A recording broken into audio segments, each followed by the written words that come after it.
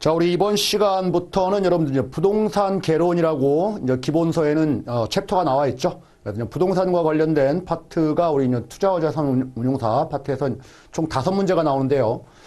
교재 범위가 상당히 넓어요, 여러분들. 이 넓은 데에서 또 공부할 양도 상당히 많고, 이런 데서 이제 5문제밖에 안 나와요. 문항수가 상당히 좀 적은 편이죠. 그래서 뭐 기본적으로 5문제 중에서 일반적으로 여러분들이 부동산도 어차피 이제 투자의 하나의 대상이니까, 투자적인 관점에서 그냥 단순한 투자의 기본 상식이다. 기본적으로 배웠던, 그런 내용을 이제 부동산에 접목시켜서 해석할 수 있는 그런 유형의 문제도 한두 문제는 나옵니다. 반드시 여러분들 부동산을 여기를 공부를 해야지만이 5문제를 다 맞춘다. 그 정도는 아니에요. 한 문제 내지 2문제는 일반화시켜서 시험 문제도 출제를 하고 있으니까, 그런 문제는 특히나 쉽게 풀 수가 있을 거예요. 대표적으로 체계적 위험과 비체계적 위험, 이런 얘기를 할 때, 그렇죠. 시장 위험을 체계적 위험이라고 하고, 개별 위험을 우리 비체계적 위험, 회피가 가능한 그런 위험이라고 하는 거죠. 부동산도 마찬가지예요. 그런 부분들은 일반화해서 여러분들 풀이하시면 되는 거고, 특히 이제 부동산 관련된 부분에서 중점적으로 다뤄야 될 부분만 여기서 좀 학습을 하면 된다라는 거예요. 그래서 이제 기본 교재를 순차적으로 다 정독하면서 읽어보시는 게 원래는 정석적인 교육 방법이긴 하지만은, 그리고 공부 방법이긴 하지만은, 그렇게까지 시간을 많이 할애할 만한 그렇게 필요한가라는 또 의구심도 들어요. 문항수가 워낙 적으니까 그래요. 그런데 이제 부동산 특수성, 또 법률적인 개념들이 또 나오다 보니까 그런 부분에 대해서 정리가 좀 필요한 부분이 또 있으니까, 자, 그런 부분들, 중요한 부분들을 중심으로 정리를 쭉 해나가도록 하겠습니다. 자, 우리 이제 첫 번째 시간은 이제 부동산 투자와 관련된 이제 기초 파트라는 거죠. 기초 파트에서 여러분들 부동산의 개념 보도록 하겠습니다. 자, 우리 이제 복합 개념이라고 하는 이유는 부동산을 명확하게 하나의 정의로 내릴 수 없다라는 거예요. 하나의 정의로. 우리가 흔히 보이는, 눈으로 보이는 것들을 우리는 자연적 또는 물리적 의미의 부동산이다, 이렇게 얘기합니다. 산이 보이고, 땅이 보이고, 건물이 보이고, 그렇죠? 그런 위치에 놓여져 있고, 그거를 내가 가져오지 못하고 고정돼 있고, 이런 공간적인 차원, 그리고 눈으로 보이는 자연적인 차원, 이런 부분들이 바로 이제 물리적으로 우리가 이제 부동산을 정의할 수 있다라는 거예요. 그거 이외에도 여러분들 경제적으로 어떤 사람들은 좀 부동산을 자기의 재산이다, 부다, 이렇게 보는 사람도 있지만은, 공장을 운영하는 우리 사업자분들은 부동산, 땅 같은 경우에는 투자 재원이다, 또는 투자 원가다, 생산 요소다, 이런 식으로도 바라볼 수가 있겠죠, 여러분들. 그래서 경제적 의미로도 우리는 달리 해석해 볼 수가 있겠다라는 거죠. 생산, 그리고 경제, 자본, 부, 자산, 이런 개념으로 부동산을 바라볼 수도 있다. 자, 이렇게 부동산에 대한 정의를 명확하게 한쪽으로 우리 몰아서 이게 부동산이야, 다른 경제적 의미는 부동산이 아니야, 이렇게 얘기할 수는 없는 노릇인 거죠. 그래서 여러 가지 각도에서 바라본다라는 거예요. 상당히 좀 어렵죠, 여러분들. 그렇죠?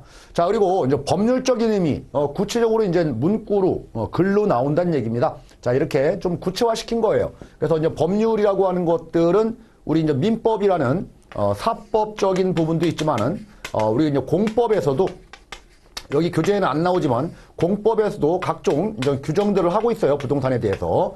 자, 그래서 부동산이라고 하는 것은 사법상의 정의만 따르는 거지 공법상의 정의는 적용되지 않는다 그러면 틀려요. 왜 그러냐면 토지라는 것은 여러분들 국가의 구성 요소의 하나인 영토에 해당되는 거죠. 그러니까 공개념이 도입될 수밖에 없습니다. 각종 규제가 따를 수밖에 없는 거죠. 그래서 우리 이제 공법 얘기는 교재에서는 안 하겠고, 일단 정의와 관련된, 개념과 관련된 부분에 대해서는 사법에서 규정한, 민법에서 99조 1항에 부동산이라고 하는 것은 토지 및 그 정착물이다, 이렇게 1항에서 규정한다고요. 아주 간단 명료하죠. 그러면 2항에서 뭐를 규정하느냐? 자, 우리 1항에서 규정한 부동산이라는 것들 제외하면은 동산이다, 이렇게 동산에 대해서 이렇게 규정합니다. 그러니까 동산에 대한 정의를 내린 게 아니라 부동산에 대한 정의를 내리고, 그거 아니면은 동산, 이런 식으로 한다는 얘기예요. 그래서 이런 것들도 말장난 문제로 나올 수도 있습니다. 우리 시험 쪽에서는 이런 것까지 나오지는 않겠지만은, 그렇죠? 그래서 이렇게요. 민법상 여러분들 동산에 대한 정의를 내려놓고, 동산을 제외한 것이 부동산이다, 이렇게 규정됐다, 이제 역으로 설명하는 거죠. 그렇죠? 앞뒤가 바뀐 거예요. 부동산에 대한 정의를 내려놓고 그거 아니면 동산이다, 이렇게 정의를 내렸지, 동산에 대한 정의를 규정해 놓고 동산이 아니면 부동산이다. 이런 식으로 정의 내리지는 않았다. 그렇죠? 그래서 어찌 보면 여러분들 우리 민법에서는 부동산에 대해서는 특정 이렇게 명시하고 있고 동산에 대해서는 그렇죠? 포괄적으로 부동산이 아니면은 이거다 동산이다 이렇게 규정한다는 얘기입니다. 자, 이렇게 법률적 의미에서도 우리는 부동산에 대한 정의를 내려볼 수가 있겠다라는 거죠, 여러분들. 그래서 복합 개념이다 이렇게 얘기를 하는 거예요. 복합 개념. 하나의 관점에서 바라보지 않는 거. 그리고 부동산은 여러분들 땅도 있고 건물도 있죠. 그래서 땅, 건물 함께 부동산이다. 이런 의미의 복합도 있어요. 근데 우리 교재는 그런 거에 대한 설명은 없이 자, 요렇게만 지금 얘기를 하고 있습니다. 자, 요런 물리적 개념의 부동산은 여러분들 우리 뭐예요? 우리가 유형 개념에 눈으로 보이는 거니까 유형적인 측면에서의 부동산을 바라본 거예요. 자, 이거에 비해서 경제적 의미의 부동산이라고 하는 것들은 무형, 눈으로 보이는 거를 규정한 게 아니라 그렇죠. 개념적인, 관념적인 차원에서 정의를 내렸다는 얘기죠. 이것도 마찬가지예요. 이것도 무형적인 거예요. 관념적인 측면에서의 부동산 정의를 내린 겁니다, 여러분들. 그렇죠? 자, 그거 이외에 여러분들, 그래서 이제 민법에서 규정하고 있는, 우리가 토지 및 그 정착물이라고 하는 것들은 협의의 부동산이다. 이렇게 얘기해요. 좁은 의미에. 좁은 의미에. 그러면 이제 광의의 부동산은 뭐냐라는 거죠. 이런 협의의 부동산 이외에도, 부동산으로 간주하는 것들이 있다. 물론 정확하게 보면은 동산이에요. 동산이지만 부동산으로 간주되는 것들이 있다. 자, 부동산은 가만히 보니까 여러분들, 이 협의의 부동산과 관련된 부분들은, 등기가 되더라라는 거죠. 자, 그러면 동산 중에서도, 그렇죠? 동산 중에서도 등기라든지 아니면은 등록을 통해서 우리 공공기관, 즉 국가가 관리 통제하는 것들이 있을 것이다라는 거예요. 자, 이런 것들을 합쳐서 우리는 광의의 부동산이다 이렇게 얘기한다는 얘기죠. 광의의 부동산. 그래서 준부동산과 관련된 부분들은 뭐 차량, 뭐 항공기, 선박, 20톤 이상의 선박, 그리고 광업, 재단, 광업권, 어업재단, 어업권, 뭐 이런 것들이에요. 그리고 나무도 여러분들 임목에 관한 법률에 의해서 등기된 나무가 있어요. 그렇죠? 나무라는 것은 여러분들 그렇죠? 좀 애매하죠. 뽑아서 막 옮길 수도 있잖아요. 그렇죠? 이런 것들이 바로 준부동산에 해당되는 것들이다라는 거죠. 자, 이런 것들이 이제 가치가 있으니까 그런 거예요. 그래서 이걸 담보로 담보대출 이런 건 가능하다는 얘기죠. 그러니까 쉽게 말해서 저당 잡힐 수 있다. 등기도 이제 저당권 설정돼가지고 우리 담보대출 받을 수가 있잖아요. 부동산. 이런 것들도 마찬가지다. 여러분들 차량 소유하고 계신 분들 차 담보대출도 가능하다는 얘기예요. 자, 이런 것들 포함된 것이 바로 광의의 부동산이다. 이렇게 보시면 되겠습니다. 뭐 간단하게 넘어가시기 바랍니다. 이걸 복잡하게 생각하시면은 처음부터 너무나 한도 끝도 없어요. 자, 그러면 여러분들 우리가 이제 중요한 것들이 여기서부터 나와요 이제. 자, 그럼 부동산과 동산의 차이점은 뭐냐라는 거죠. 간단하죠. 움직인다, 안 움직인다 이거죠. 그렇죠? 움직인다, 안 움직인다. 자, 그러니까 여러분들 공시 외부에 알리는 거예요. 외부에 알리는 거. 이거 누구 거야라는 거죠. 이거 누구 거야? 드러난 거, 겉으로 드러난 거. 자, 이런 것들은 여러분들 부동산을 누가 가지고 있다, 뭐 이런 것들 점유하고 있다. 이래서 저 사람 거야. 뭐 이렇게 확인되는 게 아니죠. 등기라는 거예요. 등기. 그렇죠? 등기를 통해 가지고 이렇게 외부에 누구 거다라는 게 알려진다라는 거고요. 동산은요. 여러분들 휴대폰 가지고 있으면 휴대폰 동산입니다. 휴대폰 내 거야라고 등기합니까? 아니죠. 그렇죠? 여러분들 가지고 있으면 여러분들 거라고 생각하는 거예요. 그래서 점유다라는 거죠. 점유 가지고 있으면. 이해됐습니까? 자, 그러면 여러분들 등기에서 A라는 사람 명의에서 B라는 사람 명의로 우리가 바뀌었다라고 하면 이 B가 진정한 소유자냐 이거를 믿느냐라는 거죠. 공신. 그렇죠? 믿느냐라는 거예요. 말한 것을 믿느냐. 그 사람을 믿느냐. 그 사람이 말한 것을 믿느냐. 그래서 여러분들 그 공신력을 우리는 부동산에서는 인정하지 않는다. 이게 가장 중요해요. 가장 중요하다. 따라서 여러분들이 이제 부동산 거래할 때 A라는 그 등기가 돼 있는 사람으로부터 내가 집을 산다. 그러면 진짜 그 사람 거냐라는 것을 구체적으로 확인을 해야 된다는 얘기입니다. 그 사람께 아닐 수도 있는 거니까. 그렇죠?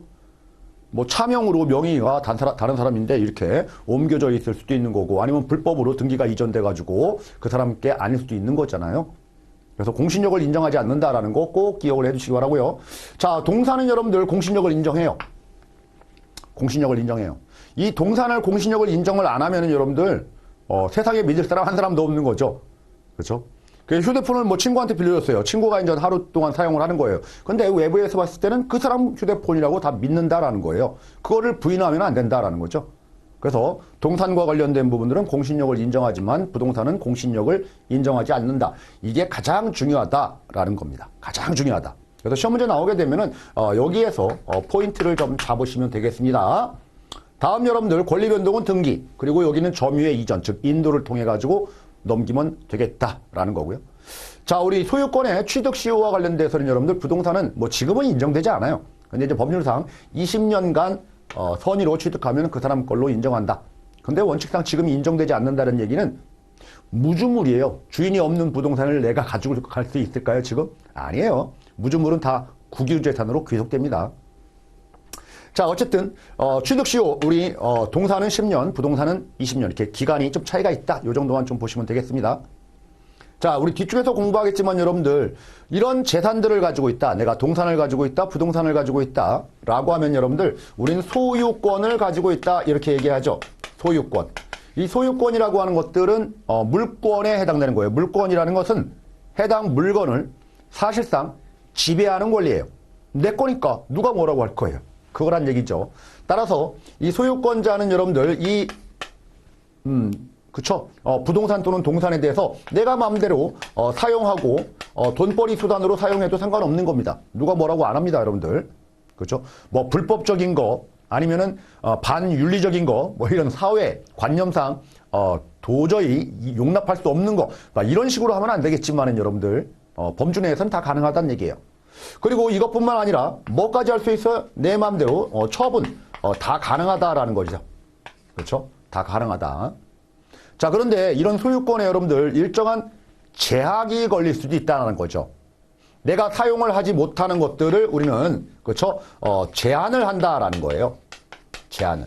그리고 내가 처분하는 것들을 제한한다라는 거죠. 요 제한하는 것들이 어떤 거냐라는 거죠. 여러분들 한번 예를 들어보죠. 내가 집을 가지고 있는데 이 집을 다른 사람한테 세를 냈어요. 그러면은 임차인이 들어와 살겠죠. 그럼 누가 사는 거예요? 집주인이 살고 있는 거예요? 임차인이 살고 있는 거예요? 임차인이 살고 있죠. 그래서 나는 월세를 받는 거예요. 내가 사용할 수 있나요? 아니죠. 임차인이 사용하게 되는 거죠. 그렇죠. 이렇게 내가 사용할 수 있음에도 불구하고 뭔가에 다른 사람이 쓰도록 이렇게 허용했다라고 하면은 그 사람이 사용한다. 그래서 나는 사용에 제약이 있다라는 겁니다. 이런 권리들이 들어온다는 얘기예요. 그리고 여러분들 처분할 수 있는데 내가 마음대로 처분하지 못하는 경우도 있어요. 어떤 거냐면은 내가 집이 있는데 이 집을 가지고 돈이 필요해서 담보대출을 받았네요. 그렇죠? 집 10억짜리가 있는데 5억 담보대출 받았어요. 그러면 내 맘대로 이 담보물을 은행에 허락도 안 받고 그렇죠? 대출 받은 거 다 상환하지도 않은 상태에서 마음대로 처분할 수 있을까요? 그것도 문제입니다. 그렇죠? 그러면 은행 입장에서 보게 되면은 이 사람 5억 대출 받았는데 담보물이 없어져 버렸어요. 그거 용납 안 됩니다, 여러분들. 용납 안 돼요. 자, 이런 것들을 제약하는 우리 이제 저당권 설정한다라는 거죠. 자, 이런 제한 물권이 있다라는 얘기죠. 자, 이런 제한 물권의 종류에서 우리 이제 사용 가치를 제한하는 게 바로 지상권이라는 게 있고요. 그리고 지역권이라는 게 있고, 그리고 전세권. 좀 전에 설명드린 거.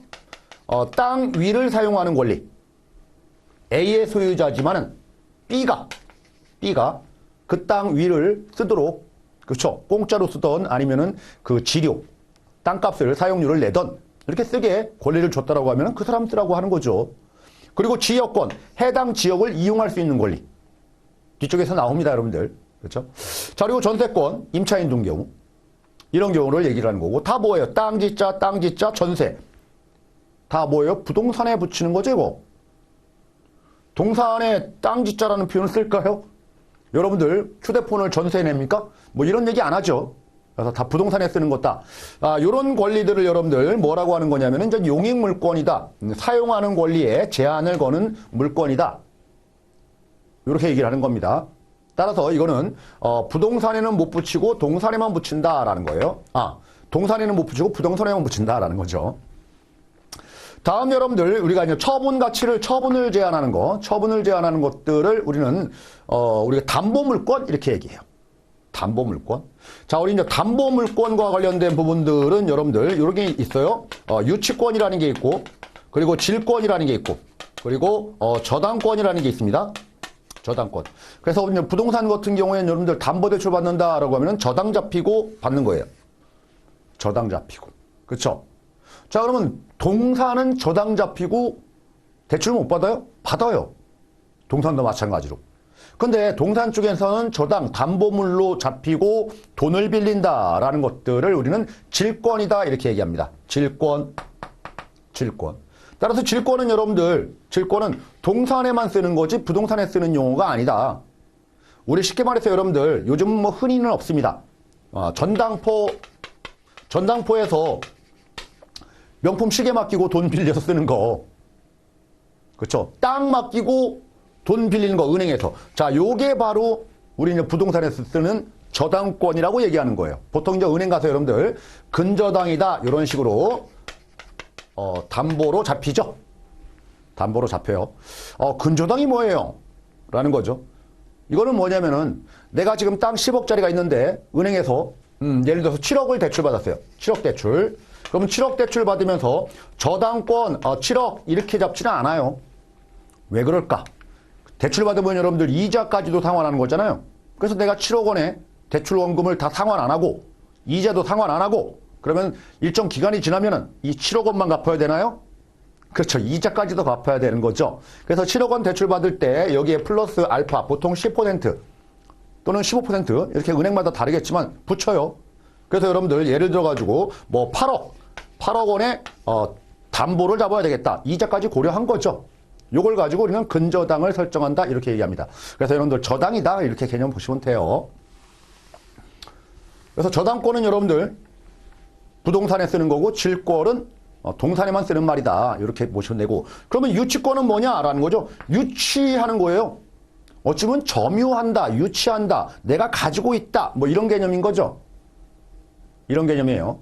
그렇죠. 그래서 유치권은 여러분들 내가 부동산을 유치한다, 눌러 앉고 있다. 방 빼라고 막 하는데 그래도 방에 눌러 앉아서 버티고 있다. 유치한다는 뜻입니다. 동산도 마찬가지로 유치한다. 그렇죠? 유치한다. 그래서 여러분들 요 유치권과 관련된 부분들은 유치만 하면은 인정되는 권리로 동산, 부동산 다 인정이 됩니다. 유치만 하면 인정돼요. 유치만. 그러니까 유치권이죠. 이거랑 비슷한 내용이 여러분들 점유권 이런 것도 있어요. 이것도 점유권은 점유만 하면 인정되는 거예요. 그러니까 달리 뭐 방법이 없어요. 이건 말 그대로 말이 뜻하는 바가 그대로 걸린 거예요. 점유를 잃으면요, 점유권이 없는 거죠. 유치를 못하고 있으면요, 유치권이 없는 거죠. 그렇죠?